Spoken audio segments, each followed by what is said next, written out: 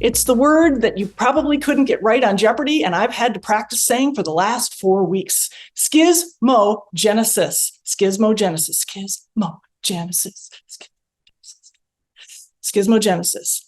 Pulling that word apart. Schism, what does that mean? I mean, a schism is to separate. It's to cleave. It's a separation. Schismogenesis is the human tendency to have in-groups and out-groups. So let me just ask you, do you have a favorite team that you root for? Do you? Put your favorite team in the chat. I want to see who you root for. I personally, go Pack, born in Green Bay, go Pack. Dun, dun, dun, dun. There it is, Mark Webster. Go Pack, go. Now, some of you, they're good. Okay, Tar Heels. I know that's a great example there. The Saints, the Packers. Hey, Baltimore, I see you. It's not enough for your team to win. The other team has to lose, right? That is a perfect example of schismogenesis. We are, as humans, wired for division. We're wired for division. And so now we're starting to see this with politics, right? The R's versus the D's. Some parents, if they're Republicans, they're like mortified if their kid dates a Democrat, right? This is real. This is really happening. Now, that's an example of schismogenesis, and it's not a new trend. We've been doing this for 65,000 years since we've been dragging our knuckles, okay? This is not new. Here's what's new. Social media's ability to amplify those divisions, to make you feel like your in-group is always right and the other group is always wrong. How do they do that?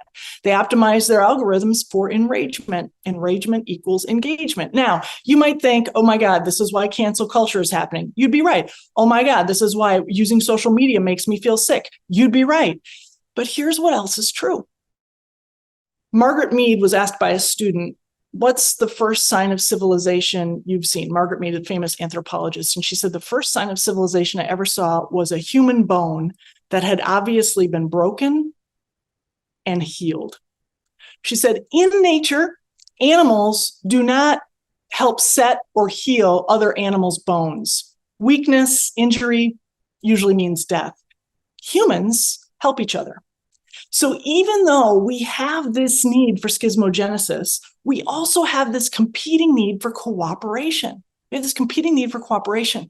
So over the next 10 years, let's watch carefully about whether we tip more into in and out groups, schismogenesis, or if our better angels come forward and we emerge as a more cooperative species.